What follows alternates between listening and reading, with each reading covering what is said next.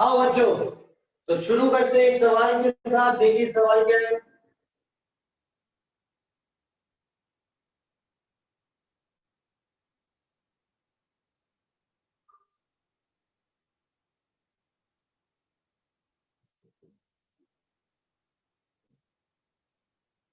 Find acceleration of both block and tension.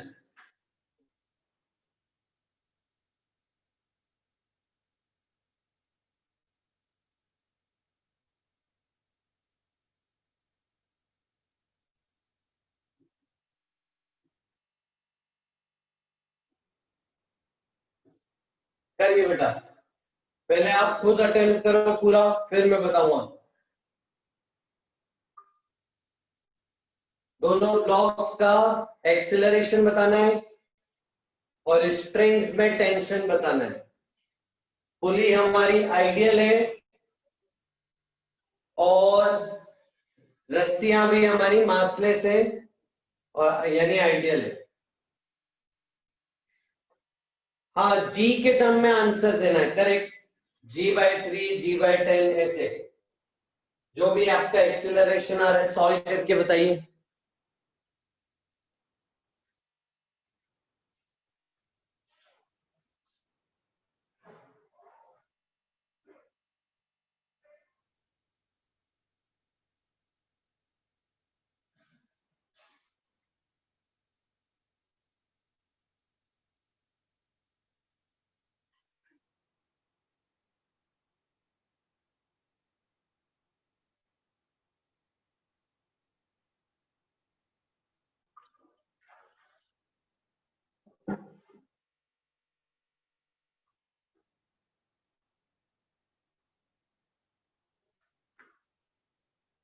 हाँ पुष्कर बेटा, सही आंसर।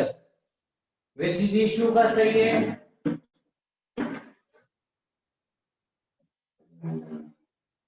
अर्नव का सही है।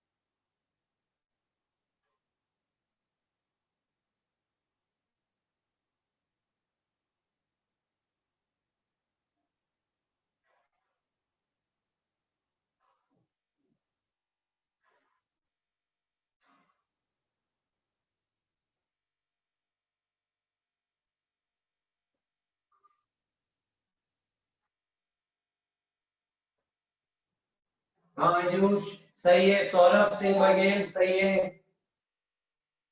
समर्थ सही है, इतनी गलत है बेटा आपका।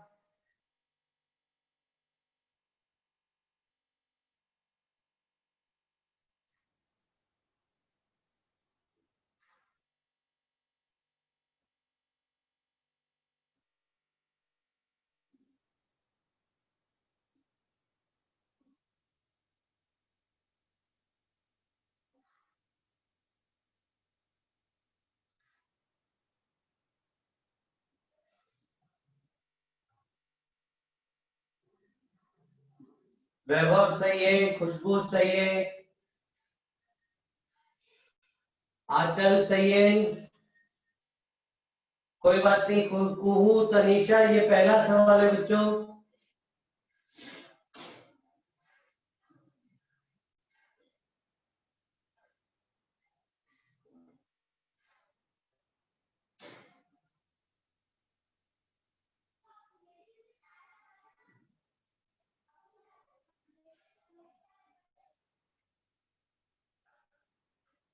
आसीम सही है। देखो बेटा, शुरू कर रहे हैं सवाल। इसको एक्सीलरेशन नीचे मान लेते हैं, इसका एक्सीलरेशन ऊपर। अब देखो बेटा, सवाल में मूवेबल पुली है और अलग अलग स्ट्रिंग्स हैं, तो हम इनका एक्सीलरेशन सेम नहीं मान सकते। तो इसका एक्सीलरेशन मान रहे हैं A1, इसका एक्सीलरेशन मान रहे हैं A2। अब देखिए, ये T T 2T 2T। अब इंडिविजुअल एफपीडी बनाते हैं।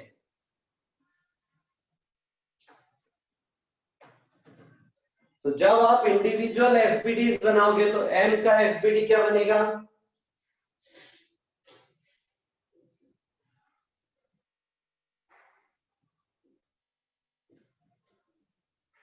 तो इसकी इक्वेशन क्या बनेगी?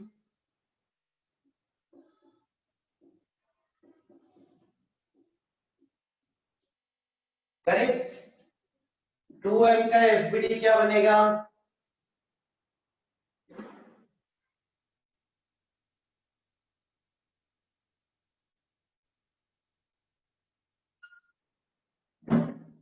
तो इसकी इक्वेशन क्या बनेगी? 2mg नीचे ना, तो 2mg minus 2t equal to mass into acceleration. Mass है उसका 2m। अब देखो आपके पास वेरिएबल कितने हैं? एक है टेंशन, दूसरा A1, तीसरा A2। तीन वेरिएबल हैं आपके पास और इक्वेशन तो दो ही है। सॉल्व कैसे करो? एक और इक्वेशन चाहिए। कौन सी होगी तीसरी इक्वेशन? शाबाश, तीसरी इक्वेशन होगी कंस्ट्रेंट रिलेशन की, यानी वर्क डन जीरो करके आएगी। यहां पे इसका वर्क डन क्या लिखेंगे? Tension into displacement.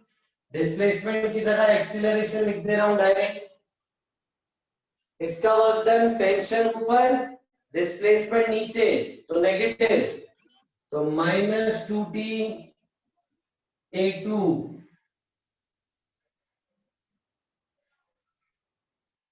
Equal to 0।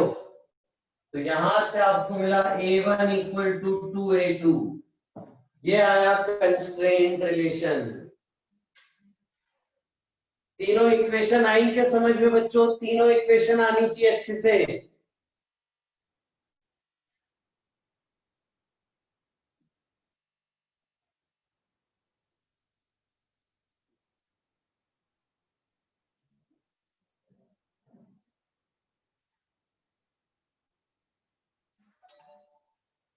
चलो सॉल्व करो जल्दी से। A1 A2 टेंशन बताओ, करो फटाफट। कुछ ही बच्चों का आंसर आया, सभी का आंसर आना चाहिए। करिए सॉल्व।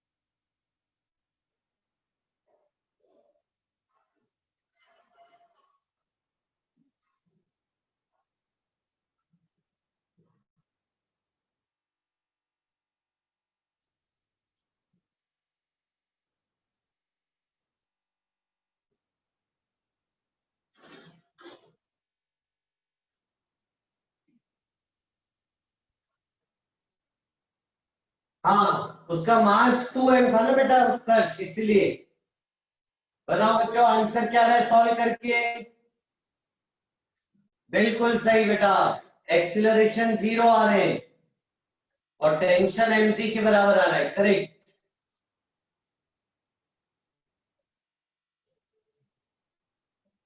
एक्सीलरेशन 0 आया, बिल्कुल। जल्दी करो सब।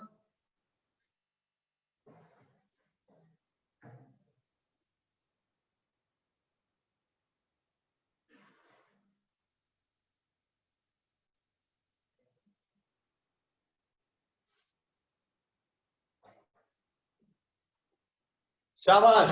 देखो कैसे करें सॉल्व।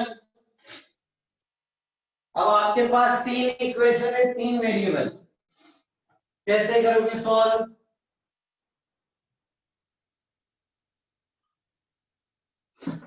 बताइए।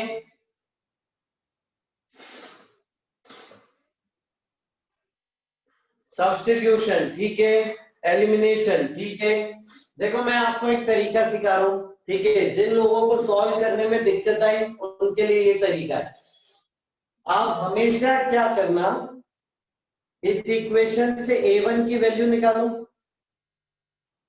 इस इक्वेशन से a2 की वैल्यू निकालो और एक्सेलरेशंस की वैल्यू निकाल के कंस्ट्रेंट रिलेशन में पुट कर दीजिएगा। फिर से रिपीट कर रहा हूं, एक्सेलरेशन की वैल्यूज निकालिए और यहां पे पुट कीजिए। देखिए कैसे, a1 देखो कितना आ जाएगा, मास से डिवाइड कर दीजिए, ये a1 आएगा। a2 देखो कैसे आएगा,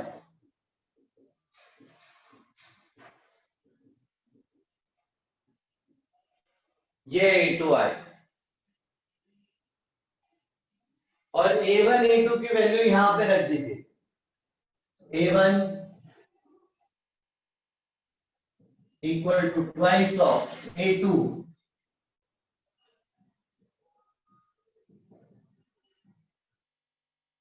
अब इसको सॉल्व करिए। देखिए 2 से 2 कट गया, m से m कट गया,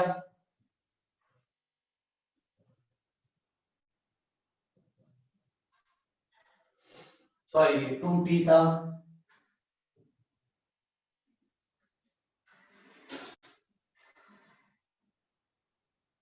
है ना, ये है 2mg माइनस 2t। तो अब टेंशन टेंशन एक तरफ ले आओ तो हो गया 3t, तो सॉल्व करके टेंशन आ गया mg।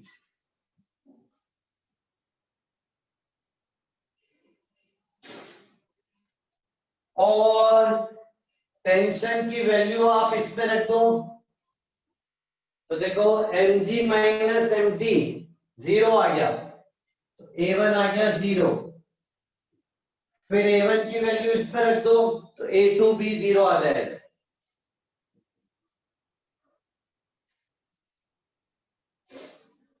है ना, तो जब भी आप उलझ जाओ तो ये तरीका अपनाना जो मैंने सिखाया, a1 a2 की वैल्यू निकाल के फिर इसमें पुट कीजिएगा।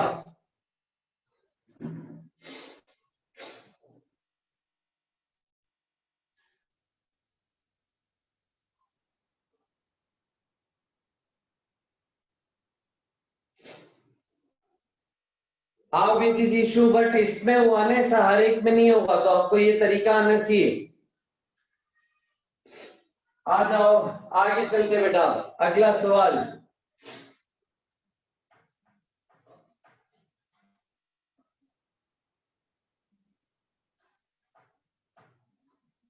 किसी को कोई डाउट है तो पूछिए।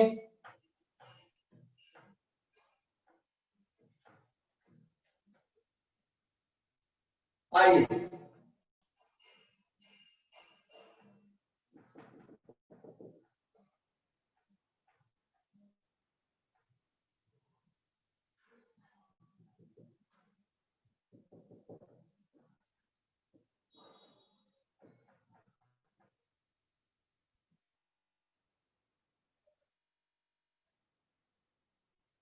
यहाँ पे एक्सीलरेशन मान लीजिए इसका नीचे की तरफ v2, इसका ऊपर की तरफ a1। सवाल को ये फाइंड टेंशन एंड एक्सीलरेशन, बताइए answer. Find tension and acceleration, करिए सॉल्व।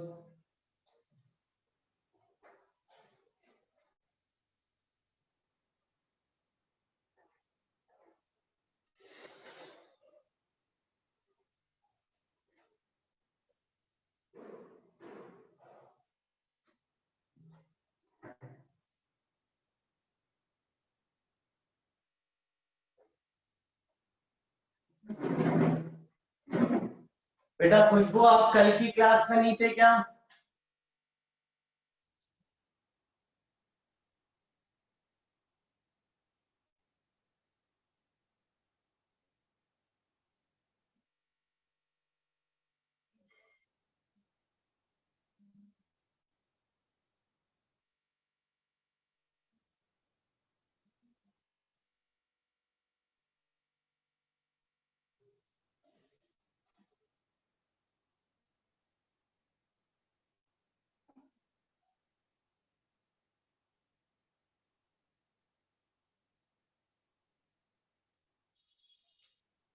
वैल्यू निकालो बेटा, वैल्यू A1 A2 की।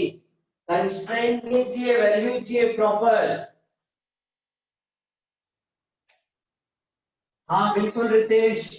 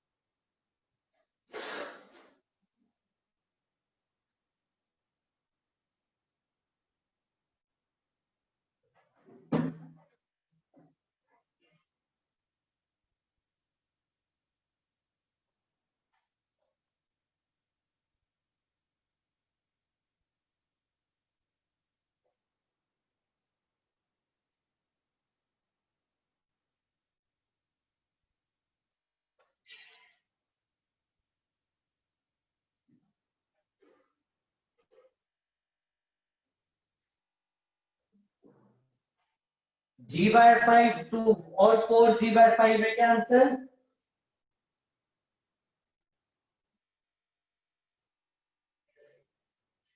हाँ नेगेटिव आ रहा है क्या? जो मैंने माना है उसके नेगेटिव आ रहा होगा।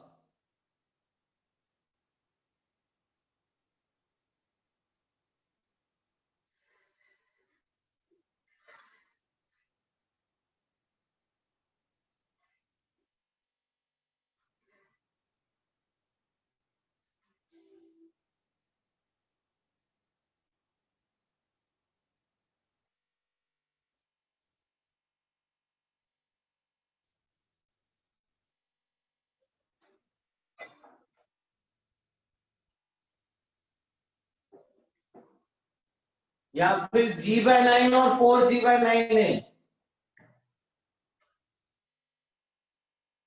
ठीक है, दो आंसर है अभी हमारे पास, G/5 4G/5 या फिर G/9 4G/9। काफी कड़ी टक्कर है दोनों आंसरों में।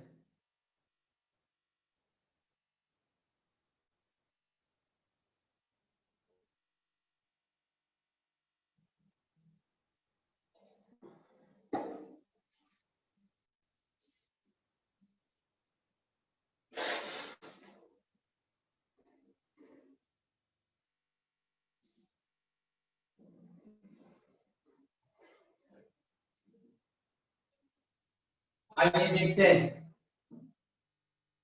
तो करेंगे कैसे। पहले टेंशन मार्क कर दीजिए।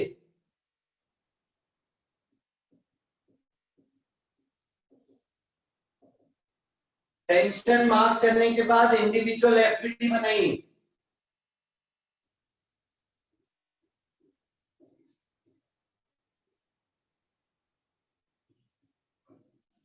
और इक्वेशन लिखिए अच्छे से।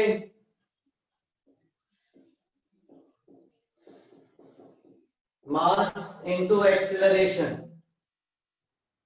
और एम मास का एफबीटी।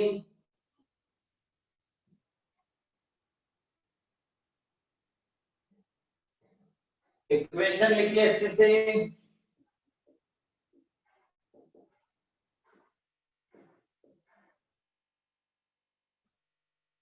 और कंस्ट्रेंट रिलेशन लिखिए। अब तो देखिए कंस्ट्रेंट रिलेशन क्या आएगा। A1 इक्वल टू 4 A2 आ रहा है कंस्ट्रेंट।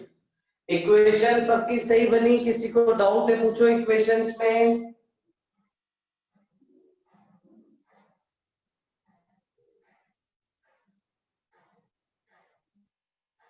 बहुत बढ़िया, शाबाश,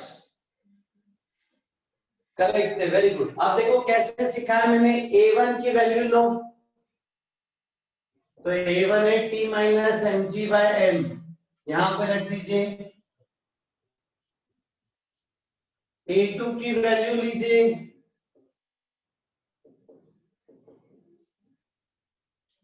2mg minus 4t by 2m, तो 4 into 2mg minus 4t by 2m, correct.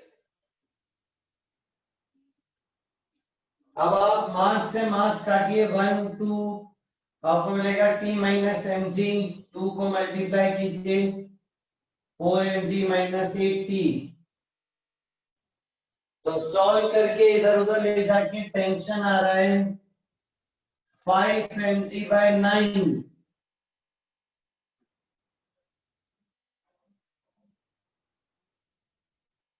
और टेंशन की वैल्यू यहां रखू। A1 आ रहा है 5 बाय 9 माइनस 1,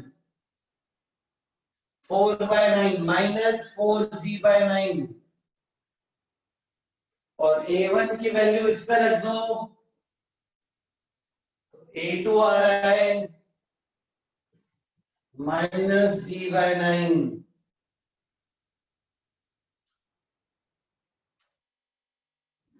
ये सही जवाब है। चेक कर लो बेटा सभी, कोई डाउट है किसी को तो।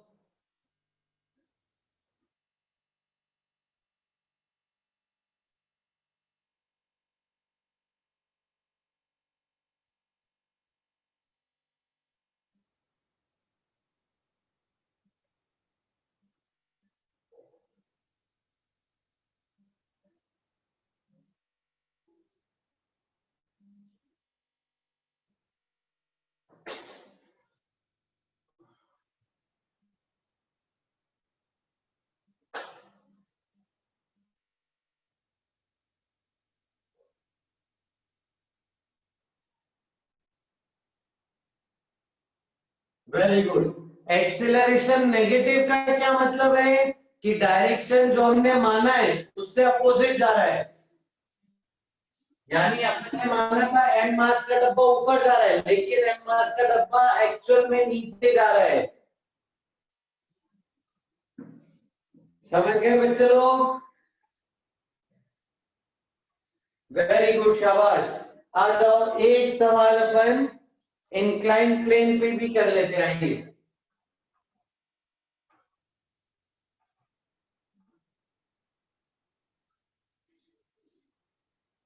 आइए, एक सवाल इंक्लाइन प्लेन का कर लीजिए। बस इक्वेशंस बना दीजिए, सॉल्व आप घर पे करिएगा।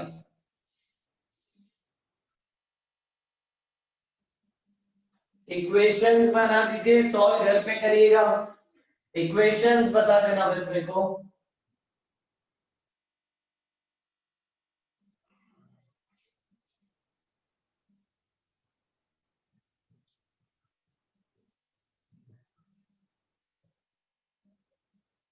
ये मान लीजिए नीचे जा रहा है एक्सीलरेशन 2 से, ये ऊपर जा रहा है एक्सीलरेशन 1 से। चलो सॉल्व कर लो, आसान है ये काफी। पीयूष बोल रहा है सर मैं घर पे ही हूँ। घर पे ही सॉल्व कर रहा हूँ सारे। हाँ घर पे मतलब क्लास के बाद घर पे। अभी कर लो, चलो A1 A2 और टेंशन फाइंड कीजिए, इजीली जल्दी करिए।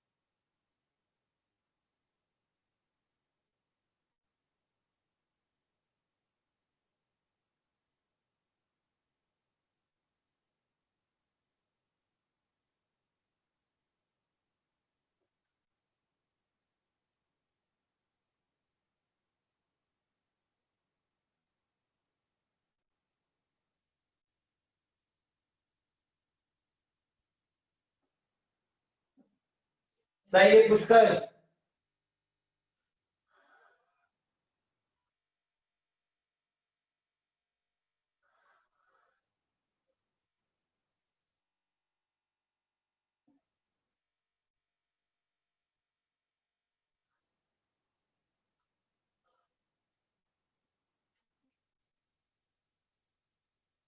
आयुष सही है।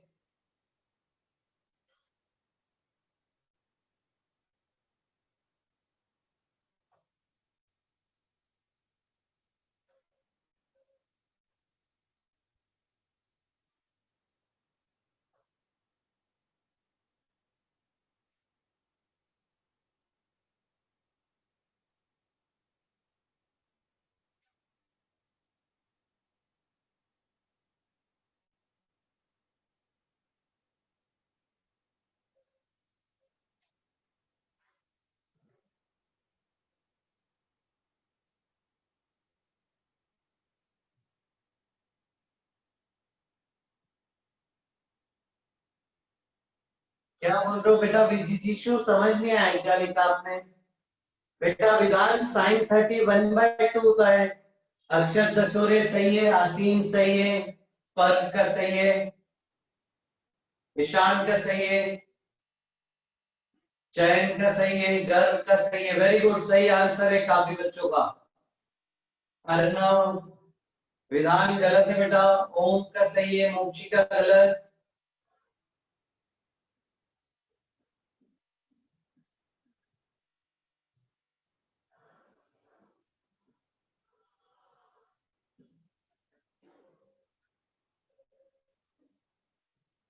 विजिजीशु खुद से सोचो।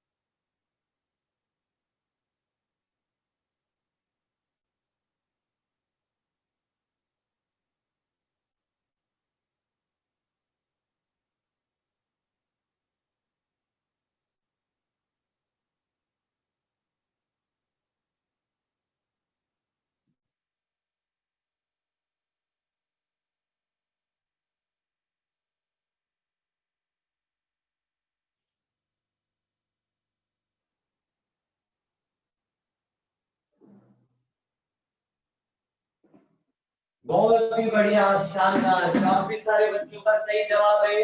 देखो बेटा ये टी टी, तो इसकी इक्वेशन क्या बननी है? टेंशन ऊपर, एक्सीलरेशन भी ऊपर, तो tension minus m g equal to m a one. इसकी इक्वेशन क्या बननी है? इस तरफ आता है एम जी साइन 30, लेकिन इसका मास है 4n, तो 4m जी साइन 30 और a2 इधर, तो इसकी इक्वेशन बनेगी 4m g sine 30 minus 2t equal to mass into acceleration. अब जब आप वर्क डन लिखोगे तो इसका वर्क डन,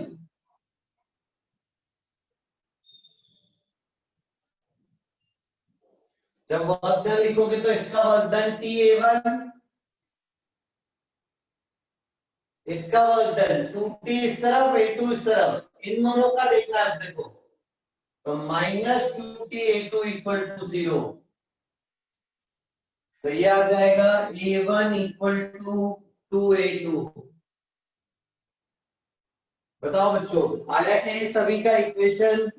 कोई डाउट है तो पूछो किसी भी हिस्से में।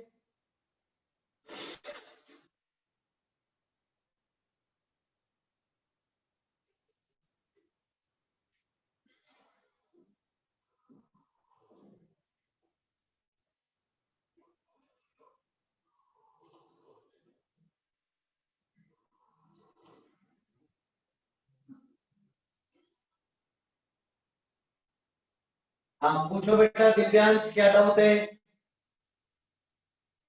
नहीं नहीं, इसको सॉल्व करके,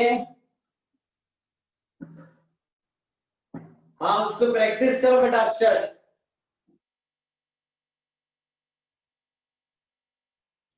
बेटा जब भी मूवेबल पुली होंगी, बहुत सारी स्ट्रिंग्स होगी, तो कंस्ट्रेंट रिलेशन यूज करना ही पड़ेगा। वर्क डन वाला बता दूं, उत्कर्ष बेटा तुम तो थे नहीं ना क्लास में कल, इसीलिए तुमको नहीं आ रहा है। मैं रिकॉर्डिंग अपलोड कर दूंगा आज की क्लास के बाद, तो तुमको आ जाएगा ये कंस्ट्रेंट। हाँ देखो, ये 2t इधर और A2 इधर, तो ये जो वर्क डन है अपोजिट डायरेक्शन, इसीलिए -2t A2 है।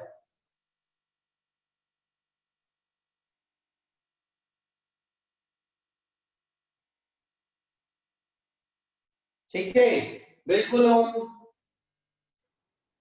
आइए तो फाइनली आंसर आ रहा है A1 0, A2 0 और टेंशन mg। सॉल्व करके साइन थीटा 1/2 रख के सॉल्व करना, आंसर आ जाएगा। अब अगला सवाल।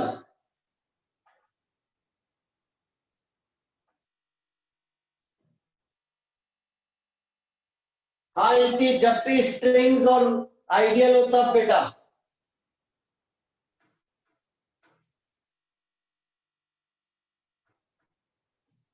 आइए नेक्स्ट, दिव्यांश बेटा सोचो तुमको आ जाएगा। अब देखो 3 ब्लॉक्स हैं, तो तीनों डब्बों की अलग इक्वेशन, तीनों डब्बों का कंस्ट्रेंट पूरा अच्छे से करना।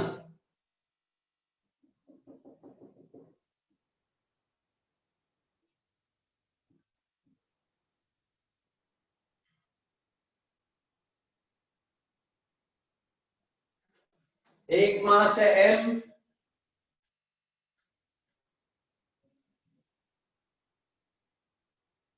दूसरा मास है 2m, तीसरा मास है 8m। सवाल वही है, फाइंड एक्सेलरेशन एंड टेंशन। इसका ऊपर मान लीजिए A1, इसका भी ऊपर मान लीजिए A2, इसका नीचे मानिए A3। Find acceleration and tension करिए। चले बेटा प्रैक्टिस प्रैक्टिस।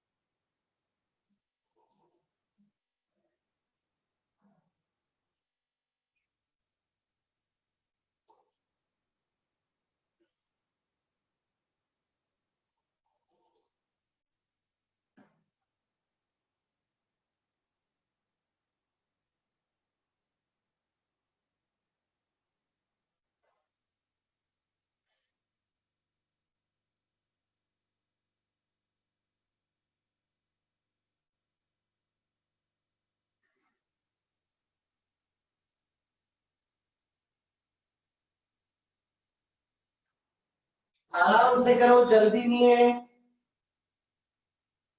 4 इक्वेशन बनेगी इसमें।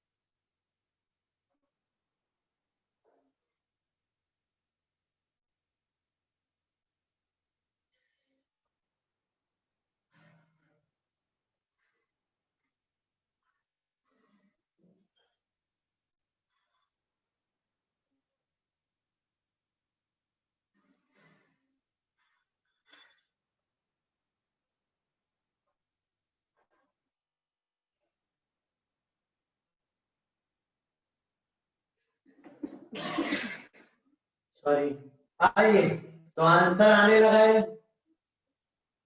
देखें, मैं डायरेक्ट इक्वेशंस लिख रहा हूं, ठीक है बच्चों।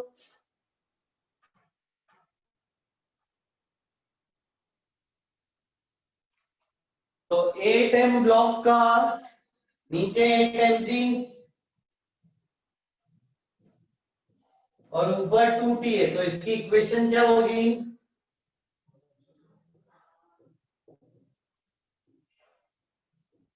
ये होगी, l ऊपर जा रहा है ना, तो इसकी इक्वेशन होगी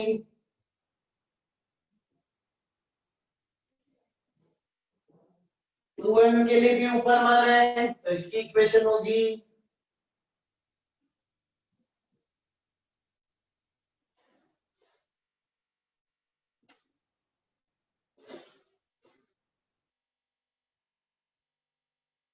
और इनका कंस्ट्रेंट क्या होगा?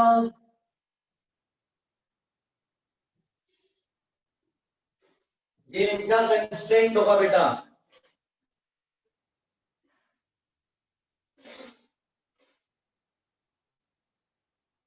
आ जाओ,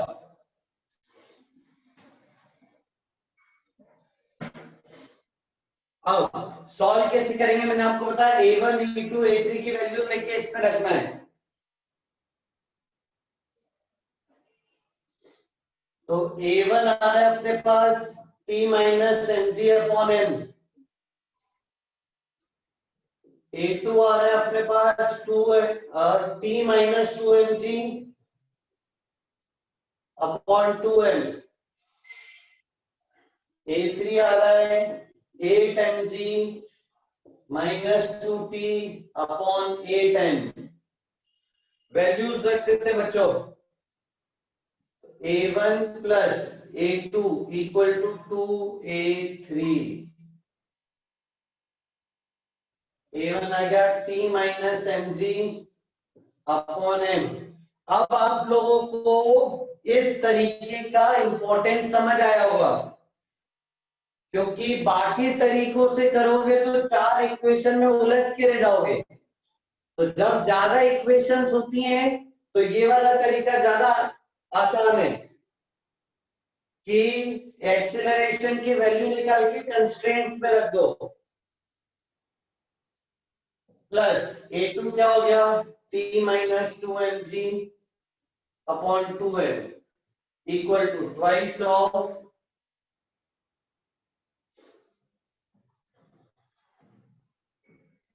8mg minus 2t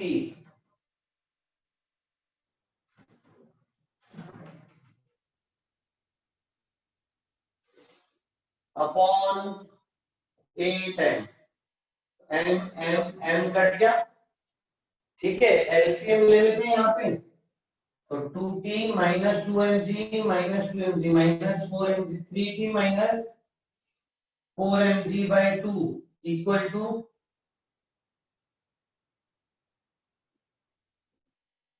8mg minus 2t by 4।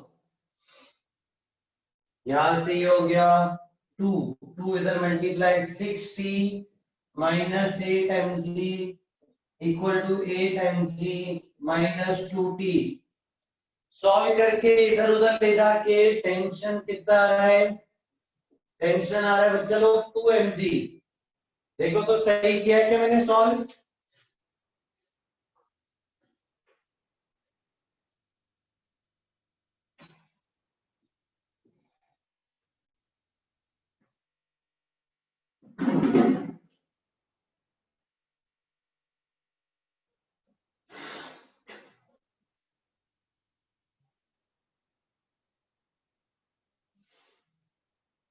Very good, शाबाश।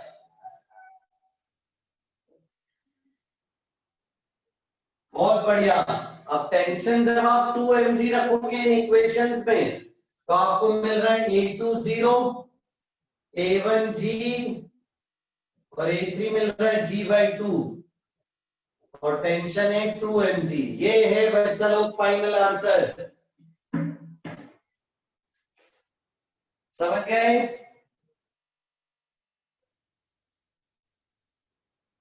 हाँ नित्य, शाबाश। आओ आगे बढ़ाते हैं कहानी को। बेटा पीयूष, वो तो जो आंसर आया है अपने आप आया है कैलकुलेशन से, है ना? तो इसका एक्सेलरेशन 0 आ गया है।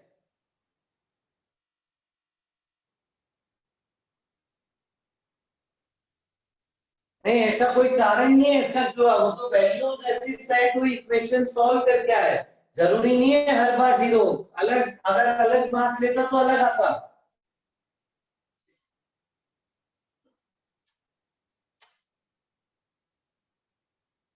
शाबाश, बहुत बढ़िया। आगे चल रहे हैं, नेक्स्ट।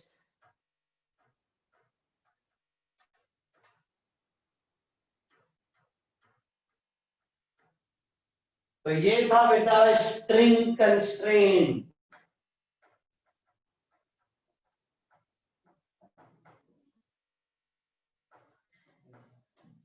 ये था बच्चे लोग स्ट्रिंग कंस्ट्रेंट। ठीक है, अब आज की क्लास के बाद मैं आपको ग्रुप पे बहुत सारा होमवर्क भेजने वाला हूं। तो आई होप आपने पुराना होमवर्क पूरा कर लिया हो, है ना? पुराना मैंने बहुत होमवर्क दिया था एक क्लास में, एचसीवी और पूरा मॉड्यूल मिला के। बहुत बढ़िया, वेरी गुड।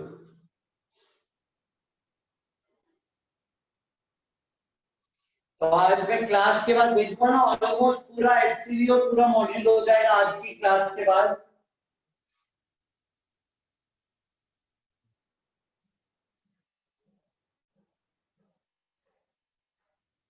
ठीक है, आई। अब नेक्स्ट देखो बच्चे, अब क्या पढ़ रहे हैं?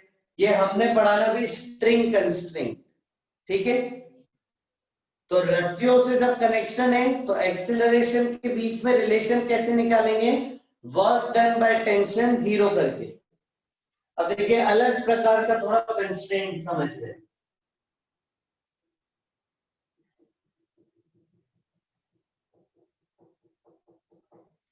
ये शायद आपने बिगनर बॉक्स 4 में देखा हो।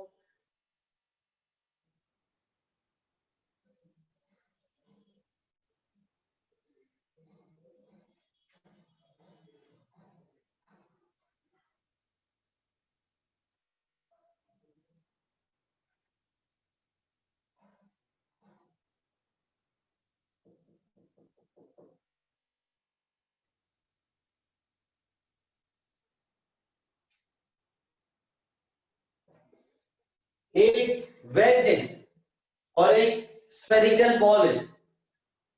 अब इधर तो दीवार है, वेज मूवेबल है, तो अब वेज को मूव कर रहे हैं, वेज को आगे ले जा रहे हैं वेलोसिटी v1 से, वेज को आगे ले जा रहे वेलोसिटी v1 से। तो बॉल किधर जाएगी बताओ, इमेजिन करो।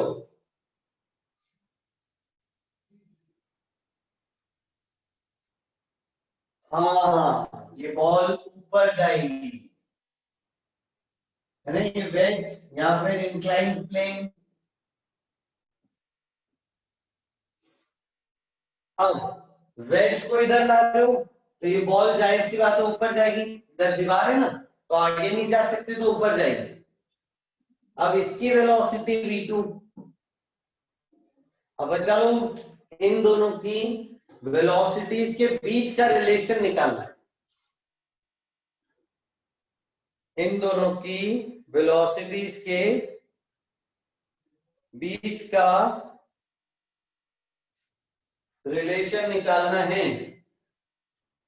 ठीक है, अब समझना एक बात, कोई रस्सी वस्सी तो कनेक्टेड नहीं है, तो स्ट्रिंग कंस्ट्रेंट लगेगा नहीं। और क्योंकि ये सेम डायरेक्शन में नहीं है, सेम एक जैसा इनका शेप नहीं है, तो v1 v2 सेम भी नहीं बोल सकते। तो फिर v1 v2 में रिलेशन निकालें कैसे, तो वो अब हम सीखेंगे। तो मैं इसको हटा दे रहा हूं अभी।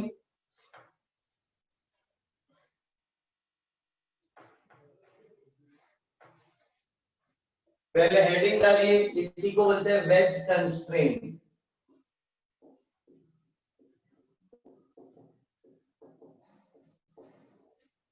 ठीक है,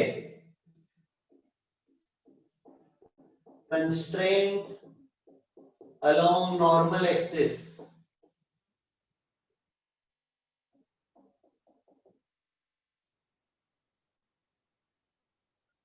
ठीक है, कंस्ट्रेंट ऑफ कनेक्टेड बॉडीज है।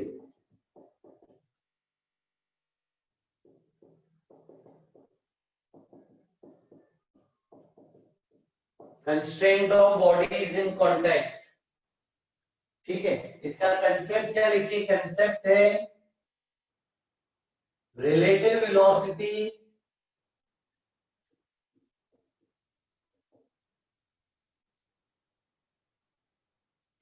of bodies along normal direction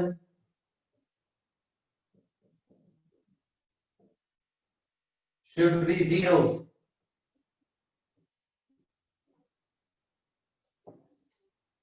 Relative velocity of bodies along normal direction should be zero. यहाँ पे velocities of bodies या objects along normal axis must be same.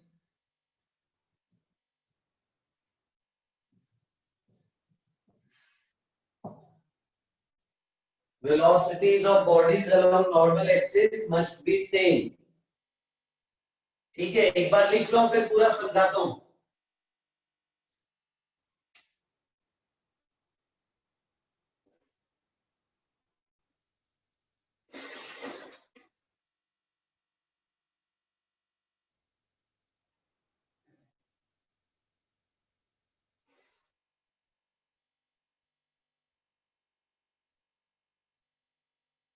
देख लिया बेटा?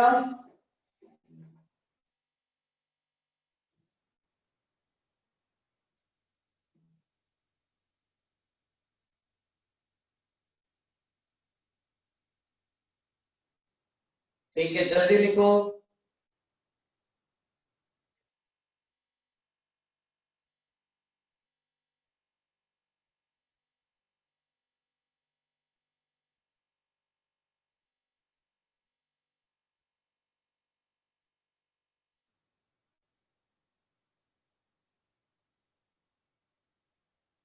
Done, very good.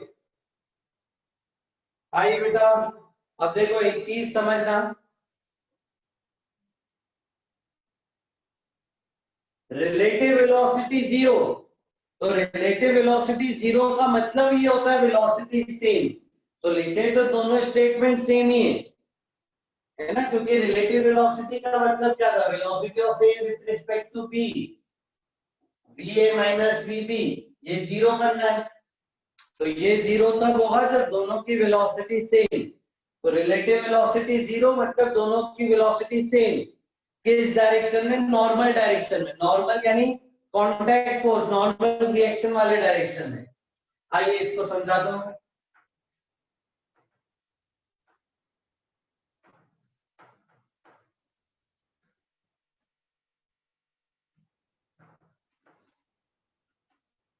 आइए समझना बेटा मेरी बात। मान लीजिए एक टेबल है, एक हॉरिजॉन्टल टेबल है, टेबल पे एक ब्लॉक रखा है एम मास का। टेबल पे एक ब्लॉक रखा है एम मास का। अब मेरा सवाल है आपसे कि टेबल रेस्ट पे और ब्लॉक की वेलोसिटी ऊपर है, तो क्या होगा बताओ? हाँ, टेबल रेस्ट पे ब्लॉक ऊपर जा रहा है, क्या होगा?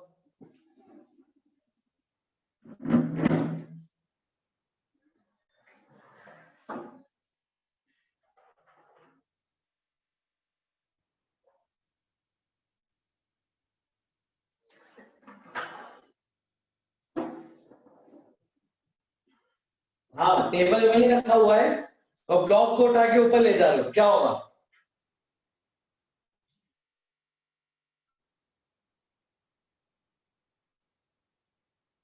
बेटा हर्ष, सही है, तुम्हारी तरफ से देखो कनेक्शन। हो सकता है हर्ष तुम्हारा कनेक्शन लूज हो, तुम लीव करके वापस ज्वाइन कर लो बेटा।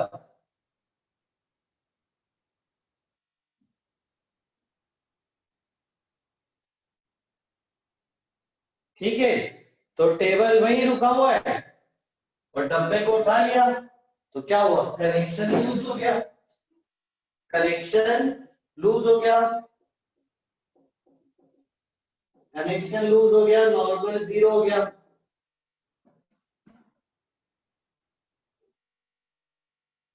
हाँ हाँ, नहीं टेबल के रिस्पेक्ट में नहीं, ग्राउंड से देख रहे हैं।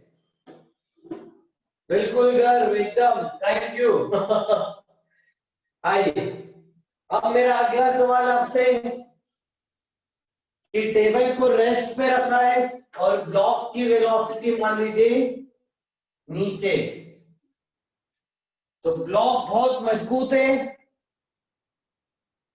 और टेबल वही है और ब्लॉक को नीचे ले जाना है, तो क्या होगा बताओ?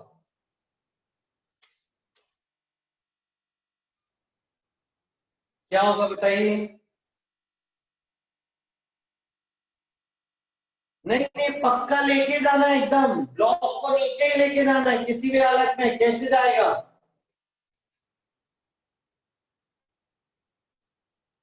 सोचो सोचो, टेबल को वही रखना, ब्लॉक को नीचे ले जाना है, कब होगा ऐसा? रोकना नहीं है, ब्लॉक को नीचे लेके जाना है। Very good. सोचो, टेबल वही है लेकिन ब्लॉक नीचे जा रहा है। शाबाश। तो वो टेबल टूट जाएगा, टेबल क्रैक हो जाएगा और ब्लॉक एकदम नीचे जाएगा क्रैक करके, टेबल एकदम फाट के नीचे चला जाएगा ब्लॉक। हाँ, रिजिड है ब्लॉक, रिजिड एकदम, बहुत रिजिड है। समझ गए? शाबाश।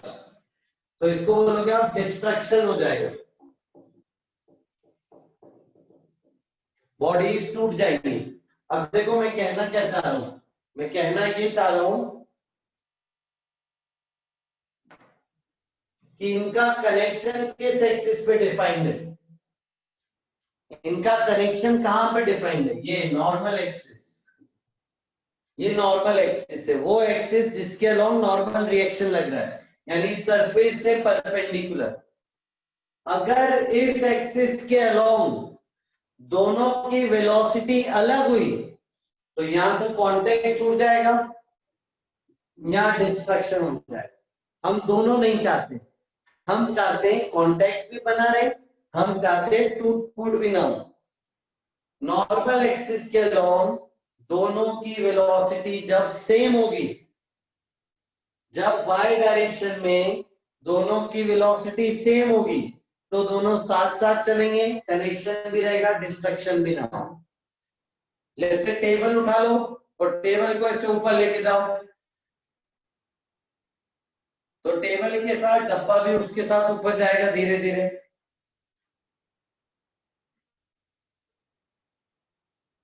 ठीक है, फिर टेबल उठा लो, टेबल को ऐसे धीरे धीरे नीचे लाओ, तो टेबल के साथ ब्लॉक भी आएगा नीचे नीचे, धीरे, फ्री फॉल नहीं कराना है, धीरे धीरे लाना है। तो धीरे धीरे ब्लॉक और टेबल एक साथ चलेंगे, तभी कनेक्शन मेंटेन रहेगा, डिस्ट्रक्शन नहीं होगा और नॉर्मल डायरेक्शन में दोनों की वेलोसिटी सेम। ठीक है, अब एक्स एक्सिस में इनके अलग अलग वेलोसिटी चलेगा, तो ऐसे एक दूसरे के ऊपर स्लाइड करेंगे।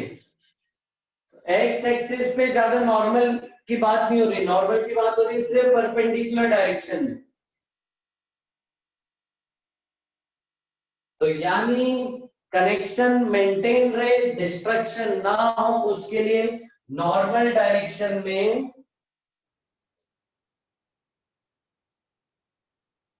वेलोसिटी दोनों की सेम रहनी चाहिए।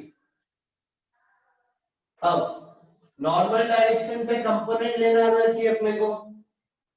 आइए, जैसे मैं आपसे एक सवाल पूछ रहा हूं कि एक वेज है, ये वेलोसिटी v1 है, ये एंगल थीटा, और यहां पे कोई चीज रखी है, तो यहां पे कोई चीज रखी है तो उसका नॉर्मल एक्सिस ये होती है।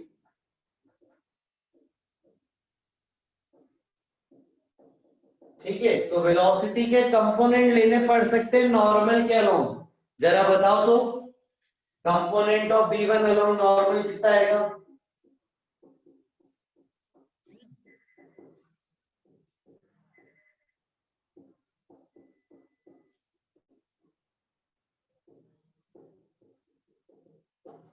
बताइए बच्चों।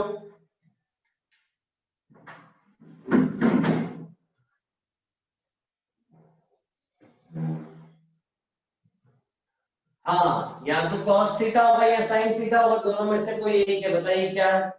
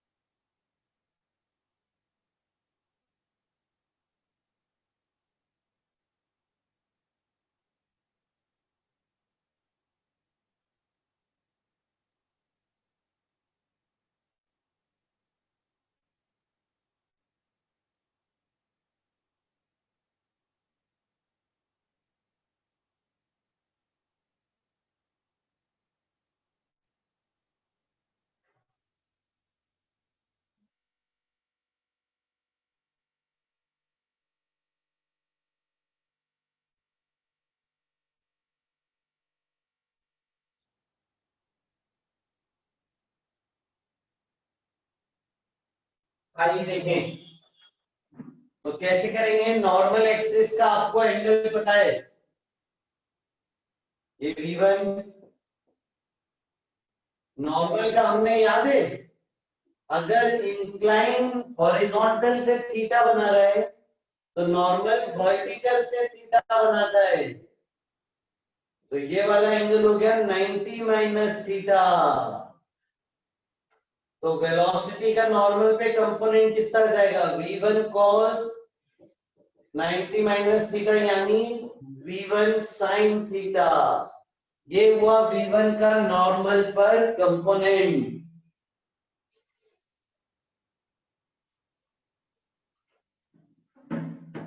समझ गए? शाबाश,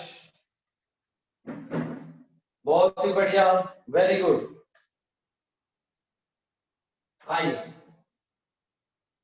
तो नॉर्मल पे कंपोनेंट लेना सीखा भी हमने।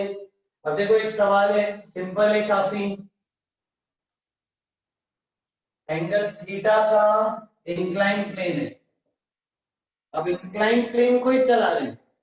इंक्लाइन प्लेन पे देखो एक ऐसे स्टिक है, वुडन स्टिक, और ये वुडन स्टिक दो दीवारों के बीच में फंसी हुई है। दो स्टॉपर्स हैं, दोनों तरफ से स्टॉपर्स हैं। तो ये स्टॉपर्स क्या काम करते हैं? वुडन स्टिक ना इधर जाएगी ना इधर जाएगी, यानी वुडन स्टिक सिर्फ इसी के लॉन्ग चलेगी बस। तो इसको आगे लेके गए वेज को v1 से, तो इसको आगे लेके गए तो ये इधर उधर तो जा नहीं सकता, तो सिर्फ इधर जाएगा। तो ये हो गई v2।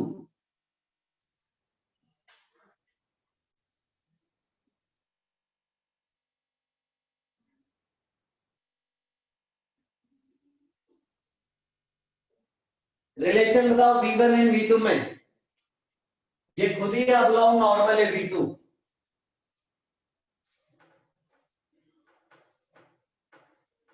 Find relation between v1 and v2। हमारा कंसेप्ट क्या बच्चों? नॉर्मल के अलोंग दोनों की वेलोसिटी सेम,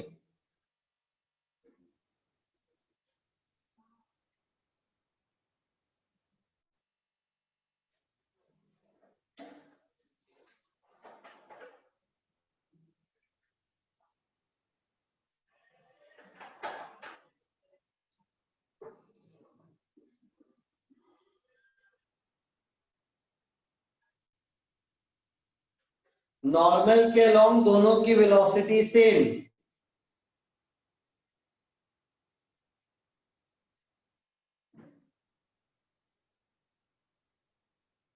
हाँ शाबाश, इसका सही जवाब है v2 equal to v1 sine theta. Correct.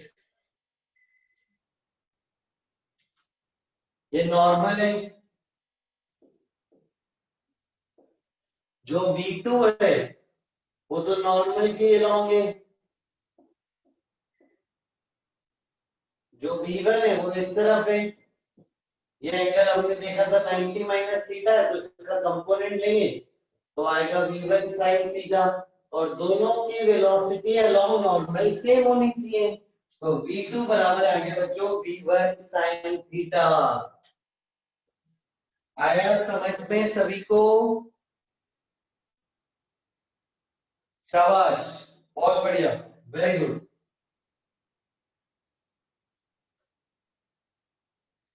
बहुत ही बढ़िया बच्चा लोग। आइए अगला सवाल।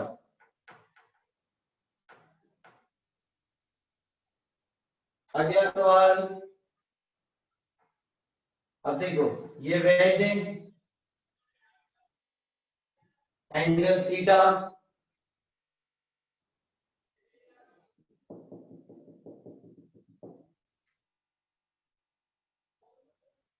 अब एक रॉड कनेक्टेड है, तो रॉड का शेप ऐसा है।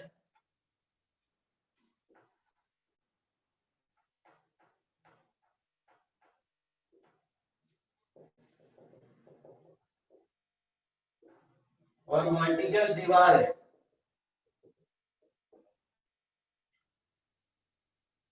तो ये रॉड बताओ किधर जाएगी? आप इंक्लाइन प्लेन को इधर धक्का देके ला दो v1 स्पीड से, तो ये रॉड किधर जाएगी? हाँ ये रॉड ऊपर जाएगी बिल्कुल v2 से। v1 v2 में रिलेशन बताओ बच्चे लोग,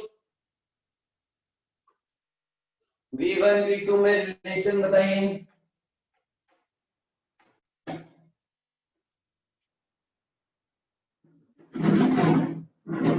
v1 और v2 में रिलेशन बताइए।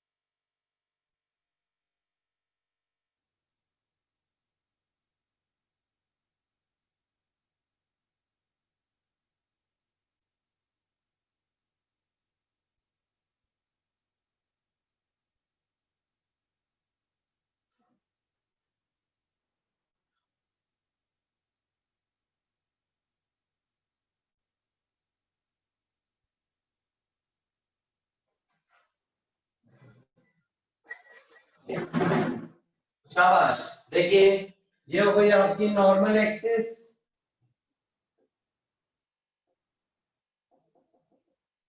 ठीक है।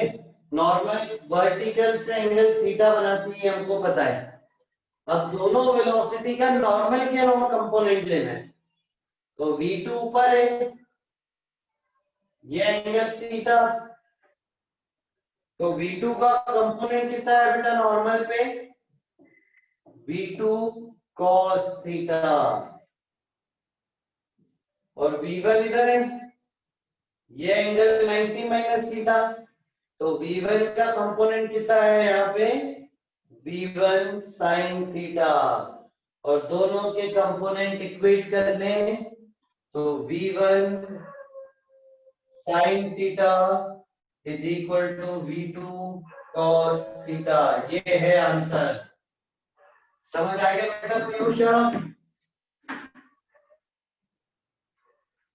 Very good. हाँ, tan theta equal to v2 by v1। अगर कोई आपसे रेशियो पूछे तो रेशियो आएगा v2 by v1 equal to tan theta. ये आप ट्रिग्नोमेट्री से भी कर सकते हो कि ऊपर y इधर x तो tan theta y by x, उससे भी यही आ जाएगा।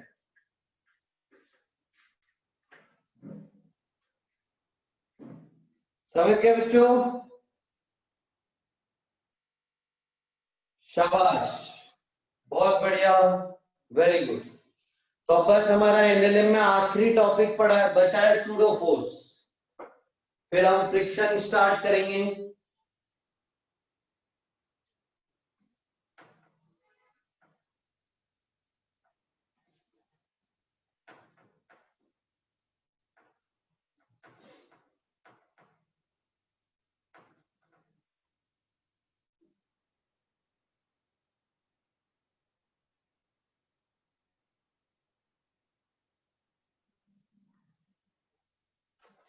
सर बाकी वो कल स्टार्ट कीजिएगा, सूडो फोर्स कल स्टार्ट करें, ऐसा आज नहीं करें।